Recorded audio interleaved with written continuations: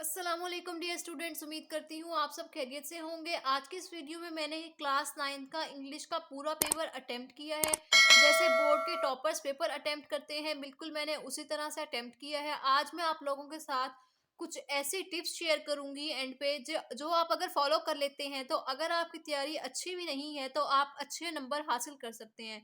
Even आप 70+ marks easily ले सकते हैं अगर आप मेरी इन सारी टिप्स को फॉलो करेंगे। तो वीडियो को आपने बिल्कुल भी स्किप नहीं करना, क्योंकि आज की वीडियो बहुत इंपॉर्टेंट है और इसमें हर चीज जो है, हर टिप आपके लिए इंपॉर्टेंट है। आप सब जानते हैं बोर्ड के एग्जाम्स करीब आ गए हैं। 9 10 के एग्जाम्स होने वाले हैं ऑलमोस्ट 2 मंथ्स बाद। तो आपकी जो है अब बुक्स की रिविजन्स हो रही होंगी। आपने ये वाली टिप्स अपने टेस्ट में, अपने प्री स्कूल के जो एग्जाम होंगे, प्री बोर्ड के एग्जाम, आपने वो भी उसमें ये यूज करनी है और आप इनका रिजल्ट खुद देखेंगे। अब ये मैंने कंप्लीट यहाँ पे बोर्ड की शीट की तरह पेपर अटेम्प्ट किया है। आपकी जो बोर्ड की शीट होगी उस पे ऐसे ही लाइंस लगी होंगी और उन पे ऐसे ही लिखा होगा। सिर्फ फर्क ये होगा कि मैंने सिंपल इधर लिखा है, वो आपके साथ ऐसे यहाँ पे लिखा होगा। आपने उन लाइनों पे कुछ भी नहीं लिखना, जैसे मैंने इन लाइनों पे कुछ नहीं लिखा। आपने यहाँ से अपनी हेडिंग स्टार्ट करनी है और मैं हमेशा आप लोगों को कहती हूँ कि आपने अपनी पहली शीट पे एटलीस्ट एक शॉर्ट क्वेश्चन कंप्लीट सॉल्व करना है। अब मैंने यहाँ पे एक शॉर्ट क्वेश्चन भी कंप्लीट सॉल्व किया है और मैंने अपनी हेडिंग्स भी पूरी दी हैं। अब देखिए, मैं जैसे मैं पहले हेडिंग देती थी, मैंने सेम उसी तरीके से हेडिंग दी है। हेडिंग में बस मैंने थोड़ा सा इसका साइज कम किया है और बाकी बिल्कुल साइज सेम है। आपने इसी तरह हेडिंग देनी है अपनी राइटिंग के अकॉर्डिंग, कि आपकी राइटिंग कितनी बड़ी है, कितनी छोटी है, कि आप उस हिसाब से हेडिंग दें और आपका एक शॉर्ट क्वेश्चन इस पेज पे अटेम्प्ट भी हो जाए। और दूसरी बात इंपॉर्टेंट ये है कि आपने पहले पेज पे वो शॉर्ट क्वेश्चन अटेम्प्ट करना है जो आपको 100% आता है। उसका फायदा ये है कि जब आप इस तरह जो, अगर आपके चेकर पे आपका अच्छा इंप्रेशन पड़ जाता है तो आपका आगे वाली जो चेकिंग मिस्टेक्स होंगी, आपकी जो मिस्टेक्स होंगी, हो सकता है वो इग्नोर हो जाए चेकर से। इस तरह आप लोगों के मार्क्स अच्छे आ सकते हैं। And the most important is कि आपने एमसीक्यूज को अच्छे से तैयार करके जाना है। आप सब जानते हैं सबसे पहले हम एमसीक्यूज मिलते हैं, उसके बाद हम सब्जेक्टिव की तरफ जाते हैं। अगर आपके एमसीक्यूज में 100% मार्क्स आ जाते हैं, 17 के 17 एमसीक्यूज आपके ठीक हैं, तो आप समझ लें आपका सब्जेक्टिव पार्ट काफी हद तक ठीक हो जाएगा। उसकी रीजन ये है कि जब हम एमसीक्यूज ठीक सॉल्व करते हैं तो चेकर को आइडिया हो जाता है कि बच्चा पढ़ने वाला है और इसने सब्जेक्टिव भी अच्छा ही अटेम्प्ट किया होगा। सब्जेक्टिव पार्ट को अटेम्प्ट करते हुए आप चेकर के लिए जितनी आसानी पैदा करेंगे उतना आपका फायदा होगा।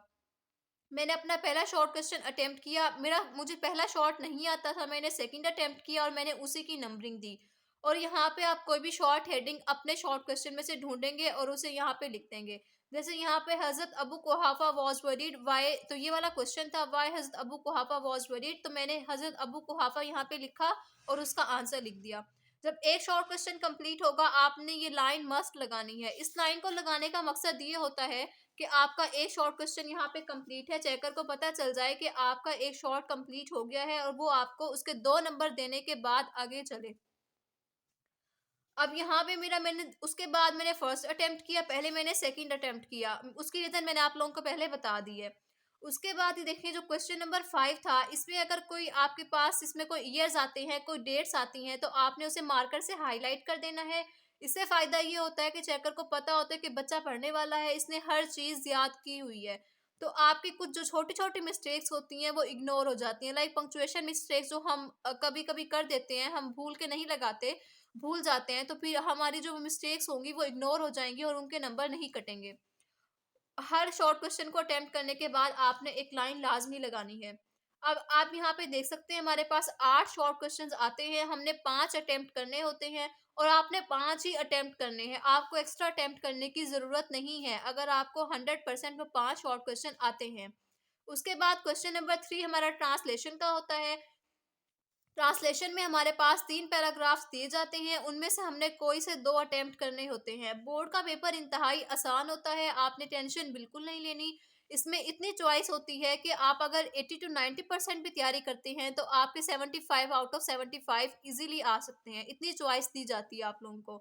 तो इसमें 3 पैराग्राफ होते हैं, उसमें से 2 अटेम्प्ट करने होते हैं। 2 आपने वो अटेम्प्ट करने हैं जो आपको अच्छे से आते हैं, 100% आते हैं।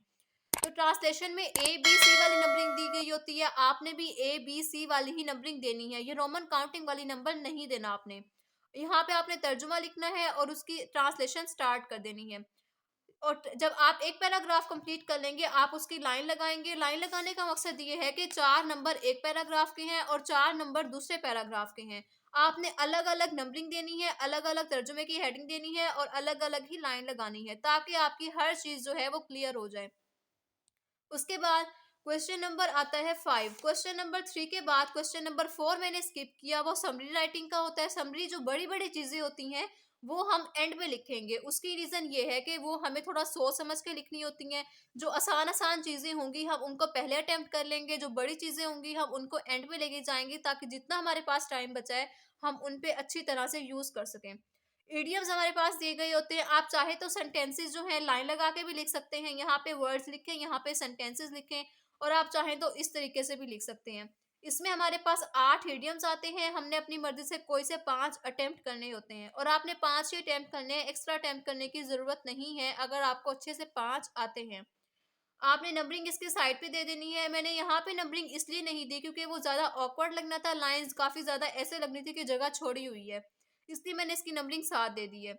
नंबरिंग को आपने अंडरलाइन नहीं करना, ताकि नंबरिंग अलग से नजर आ सके। वर्ड जो होंगे उनको आपने अंडरलाइन कर देना है। और एक चीज यहाँ पे ध्यान रखना है, आपने जो सेंटेंसेस बनाने हैं वो थोड़े आउटस्टैंडिंग और स्टैंडर्ड वाइज सेंटेंस होने चाहिए। सेंटेंसेस ऐसे ना हो कि बच्चों वाले हों बिल्कुल, जो एक एक लाइन पे खत्म हो जाए, she was very kind, she was very honest, इस तरह के फिक्रे आप लोगों ने नहीं बनाने। ये 4-5 क्लासेस के सेंटेंस होते हैं। आप मैट्रिक के स्टूडेंट हैं, आपने एक स्टैंडर्ड वाला सेंटेंस बनाना है जो कि अच्छा भी लगे। तो इस तरह से आपने सेंटेंसेस को अटेम्प्ट करना है। उसके बाद ये क्वेश्चन नंबर 5 था। क्वेश्चन नंबर 6 और 7 मैंने स्किप किया और क्वेश्चन नंबर 8 की तरफ मैं मूव कर गई। अब क्वेश्चन नंबर 8 में हमारे पास आते हैं टेंसेस के फिक्रे, और हमने उनकी ट्रांसलेट करना होता है इंग्लिश में। ये भी हमारे पास 8 फिक्रे आते हैं। आपने कोई से 5 अटेम्प्ट करने होते हैं। इसकी नंबरिंग रोमन काउंटिंग में होती है। इसकी नंबरिंग आप लोगों ने ऐसे ही देनी है। अब आप लोग देख सकते हैं जो मैंने उर्दू के फिक्रे लिखे हैं, थोड़े मेरे हाईलाइट करके हैं। आप चाहें तो इसे अपने पॉइंटर से भी लिख सकते हैं, चाहे तो मार्कर की 604 मार्कर जो है उसकी टिप से भी लिख सकते हैं। और आपने जो इसकी इंग्लिश बनानी है वो आपने अपने पेन से बनानी है, और इनमें कोशिश करें आपकी कोई भी मिस्टेक, कोई भी कटिंग ना हो, क्योंकि ये ऐसी चीजें हैं जिनमें आपको पूरे पूरे नंबर मिलते हैं, एक भी नंबर कटने का चांस नहीं होता। तो आपने कोशिश करनी है वो वाले फिक्रे लिखें जो आपको बिल्कुल 100% आते हैं, और ये कोई मुश्किल फिक्रे नहीं होते, बिल्कुल टेंसेस के आसान फिक्रे होते हैं। और आपके पास जो पंजाब टेक्स्ट बुक की ग्रामर होती है 9-10 की कंबाइंड, उसमें जो फिक्रे दिए गए होते हैं आपको वही फिक्रे आने हैं, उससे बाहर आपको एक फिक्रा भी नहीं आएगा। ये मैं आपको चैलेंज कर रही हूँ, आपको बता रही हूँ कि आपको उससे बाहर कोई एक फिक्रा भी नहीं आएगा। अगर आपने उस बुक का हर फिक्रा, हर सेंटेंस याद किया है तो आपकी गलती होने के चांसेस बिल्कुल जीरो हैं। ये कंप्लीट करने के बाद आपने यहाँ पे एक लाइन लगानी है। मैं यहाँ लाइन लगाना भूल गई हूँ। यहाँ पे आपने लाइन लाजमी लगानी है ताकि पता चले कि एक सवाल कंप्लीट हो चुका है। ठीक है, यहाँ पे मैंने 4 फिक्रे अटेम्प्ट किए थे, उसके बाद 5वां फिक्रा मेरा यहाँ पे है। ठीक है, आप लोगों ने इसी तरह अटेम्प्ट करने हैं फिक्रे। उसके बाद क्वेश्चन नंबर 9 है। क्वेश्चन नंबर 9 है कि आपने एक्टिव वॉइस को पैसिव वॉइस में चेंज करना है। एक्टिव वॉइस को पैसिव वॉइस में जब चेंज करना है, उसकी नंबरिंग आप लोगों ने सेंटर में देनी है। और जो आप लोगों को सेंटेंस दिया गया होगा, चाहे वो एक्टिव वॉइस का हो चाहे वो पैसिव वॉइस का हो, आपको जो सेंटेंस दिया गया होगा आपने वो पॉइंटर से या किसी मार्कर की टिप से हाईलाइट करके लिखना है। और जो उसका आपने वॉइस बनाना है, चेंज करना है एक्टिव या पैसिव में, वो आपने अपने पेन से करना है। इस चीज का ध्यान रखना है। और इसका इंतहाई आसान सोल्यूशन मैं आपको एंड में बताऊंगी। आपने कौन से ऐसे फिक्रे याद करके जाने हैं कि आपको इनमें से सिर्फ वो थोड़े से फिक्रे हैं, बिल्कुल थोड़े से फिक्रे हैं, आप लोग शॉक रह जाएंगे सुन के। थोड़े से फिक्रे होंगे, अगर आप वो याद कर लेते हैं आपके 5 नंबर ये पक्के हैं, ये कहीं नहीं जाने वाले। आपने सिर्फ वो फिक्रे याद करके जाने हैं, आपको उन्हीं में से एक्टिव पैसिव के फिक्रे आएंगे। ये कंप्लीट करने के बाद आपने, जब आपने इसके सेंटेंस बनाने हैं, आपने ये करना है कि हर फिक्रे के एंड पे एक लाइन नहीं लगानी। इसका आपने पूरे 5 फिक्रे लगाने के लिखने के बाद एक लाइन लगानी है, जो ये शो करेगी आपका क्वेश्चन नंबर 9 कंप्लीट हो चुका है। अगर आप बार बार लाइन लगाएंगे वो अच्छा नहीं लगेगा लिखा हुआ। आपने पेपर प्रेजेंटेशन को इम्प्रूव करना है, तो इम्प्रूव करने के लिए आपने ऐसी चीजें यूज करनी होंगी कि आपका पेपर किन चीजों से खूबसूरत बनता है, आपने वो चीजें सारे यूज करनी है। अब हम आएंगे क्वेश्चन नंबर 7 की तरफ। क्वेश्चन नंबर 7 है कॉम्प्रीहेंशन का। कॉम्प्रीहेंशन का मतलब है आपको एक पैराग्राफ दिया गया होगा, उसके क्वेश्चंस आप लोगों को दिए गए होंगे, आपने वो पैराग्राफ रीड करना है और उसमें से आंसर आप लोगों ने ढूंढ के लिखने हैं। आप लोगों को कोई अनसीन पैराग्राफ नहीं आने वाला, आपने बिल्कुल परेशान नहीं होना कि हमें कौन सा पैराग्राफ आ जाएगा, हमें आंसर मिलेंगे नहीं मिलेंगे, ऐसा कुछ भी नहीं है। आपकी जो बुक में पंजाब टेक्स्ट बुक ग्रामर जो है, मैं आप लोगों को एंड पे दिखाऊंगी भी वो कौन सी बुक है। आपने उसी के पैराग्राफ याद करने हैं, उसी के आंसर्स याद करने हैं और वही आपको पेपर में आएगा। अनसीन आने वाला चांस आपका नहीं है। और इनकी मैंने हेडिंग्स क्यों नहीं बनाई, क्योंकि इसका जो पैराग्राफ होता है वो एक ही चीज के रिलेटेड होता है और उसी में से बार बार क्वेश्चन उठाए गए होते हैं, तो इसकी हेडिंग्स बनाना जरूरी नहीं है और हेडिंग्स बनती भी नहीं है मोस्टली क्वेश्चंस की। तो आपने सिर्फ इनकी नंबरिंग देनी है और एक लाइन लगानी है, यहाँ पे आपने आंसर की हेडिंग दे देनी है और इस तरह आप लोगों ने इसको अटेम्प्ट कर देना है। अब यहाँ पे देखें मैंने सारी जगह छोड़ दी है, इसकी रीजन क्या है। मेरा क्वेश्चन नंबर 4 था समरी का, जो मैंने अब अटेम्प्ट करना है, जो मैंने पहले स्किप किया था। अगर मैं यहाँ पे क्वेश्चन नंबर की हेडिंग देती, यहाँ पे मैं समरी की हेडिंग देती, तो मेरी डैफोडिल्स यहाँ पे लिखा जाना था और ये बहुत ही बुरा इंप्रेशन पड़ना था चेकर पे, बहुत ही बुरा लगना था। अगर आपका कोई ऐसा क्वेश्चन है जो कि पेज इतना रह जाता है आपका और आपने नेक्स्ट क्वेश्चन स्टार्ट करना है, तो आप उस जगह को छोड़ देंगे, उस पर आपने कोई क्रॉस वगैरह भी नहीं लगाना, इस बात का भी ध्यान रखना है। नेक्स्ट पेज से आपने स्टार्ट करना है अपना नेक्स्ट क्वेश्चन। क्वेश्चन नंबर 4 की हेडिंग मैंने साइड पे करके दी, इसकी रीजन ये है कि अगर मैं ये भी क्वेश्चन दरमियान में लिखती तो ये बिल्कुल तीनों हेडिंग सेंटर में आ जानी थी और ये बहुत बुरा लगना था लिखा हुआ। अब हमारे पास इतनी कॉमन सेंस होती है कि हमारा पेपर कैसे अच्छा लग रहा है, तो आपने उसी तरीके से इसे लिखना है। आपको पोइट का नाम याद करने की जरूरत नहीं है। पोइट का नाम जब वहां पे क्वेश्चन दिया गया होता है, वहां पे लिखा गया होता है कि write a summary daffodils written by, जो भी पोइट होगा विलियम वर्ड्सवर्थ, आपको वो याद करने की जरूरत नहीं है। आपके पेपर में ऑलरेडी मेंशन होता है कि पोइट, ये पोएम किसने लिखी है, आपने उसका नाम, लेकिन आपने जब समरी स्टार्ट करनी है तो पहली लाइन आपने यही लिखनी है, चाहे आपको डेफोडिल समरी आए, चाहे आपको stopping by woods on a snow evening आए, या आप 10th के हैं तो आपको ट्राई अगेन रेन, इनमें से कोई भी स्टोरी आती है, आपने हमेशा पहली लाइन यही लिखनी है कि दिस पोइम, जो भी पोइम है, हैज बीन रिटन बाय, जो भी उसका पोइट होगा उसका नाम आपने मार्कर से हाईलाइट कर देना है। उसके बाद समरी राइटिंग की एक वीडियो मैंने पहले अपलोड की थी जिसमें मैंने सारा कुछ एक्सप्लेन किया था। आप चाहें तो कोटेशंस लिखें, चाहें तो ना लिखें। मेरे टीचर्स ने मुझे मना किया था कोटेशंस लिखने थे, इसलिए मैंने अभी भी आप लोगों के सामने कोटेशन यहाँ पर नहीं लिखी। अगर आपके टीचर्स कहते हैं तो आप लिख सकते हैं।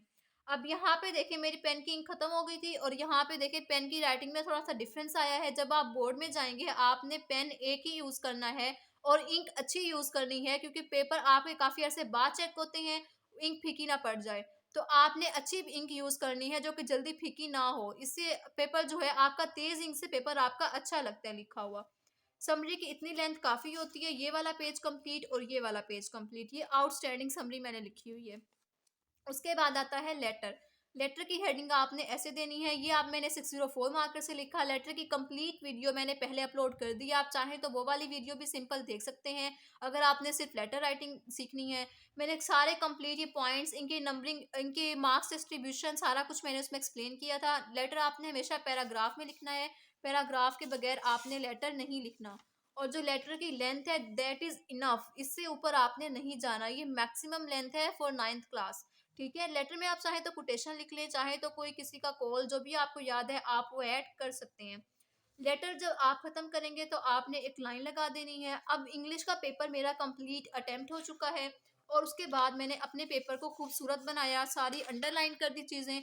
अब मैं आप लोगों को बताऊंगी वो टिप्स, वो इम्पॉर्टेंट टिप्स जो आपको हेल्प करेंगी कि आपने पेपर में नंबर कैसे इम्प्रूव करने हैं अगर आपको पेपर अच्छे से नहीं तैयार। तो अब आपके आपके लिए सबसे इम्पोर्टेंट चीज़ ये है कि आपने कोई ग्रामेटिकल मिस्टेक नहीं करनी। ग्रामेटिकल मिस्टेक ना करें, आपने पेपर जितना खूबसूरत हो सकता है उतना खूबसूरत पेपर बनाना है। आपने जितनी हेडिंग्स अच्छी अच्छी बना सकते हैं उतनी अच्छी अच्छी हेडिंग बनानी है, जितना अच्छा मार्कर का यूज़ कर सकते हैं वो यूज़ करना है। अब मैं आप लोगों को बताती हूँ आपने इंग्लिश तैयार कहाँ से करनी है। ग्रामर, ये English grammar and composition Punjab text book की है, ये 2017-2018 की है। तो यहाँ पे देखें जो कॉम्प्रीहेंशन के पैसेज यहाँ पे दिए गए हैं, आपने सिर्फ इन्हीं को तैयार करना है और इन्हीं में से आप लोगों को आएंगे।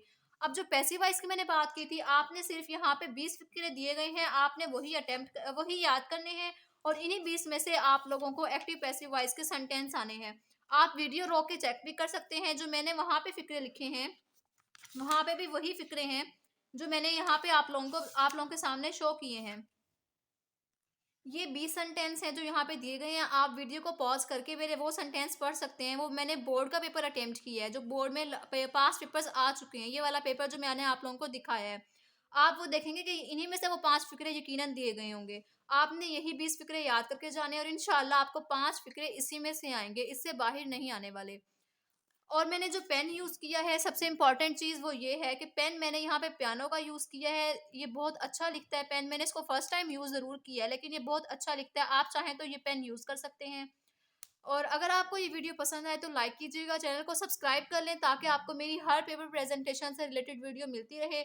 अगर आपको कोई और वीडियो चाहिए हो तो आप मुझे कमेंट बॉक्स में बता सकते हैं। मुझे इंस्टाग्राम पे मुझसे कॉन्टैक्ट कर सकते हैं। मेरे इंस्टाग्राम अकाउंट का लिंक डिस्क्रिप्शन में मौजूद होता है। आप वहाँ पे मुझसे कॉन्टैक्ट कर सकते हैं। अपने फ्रेंड्स के साथ शेयर करें। अपना बहुत सारा ख्याल रखिएगा। नेक्स्ट वीडियो में आपसे मुलाकात होगी। तब तक के लिए अल्लाह हाफ़िज़।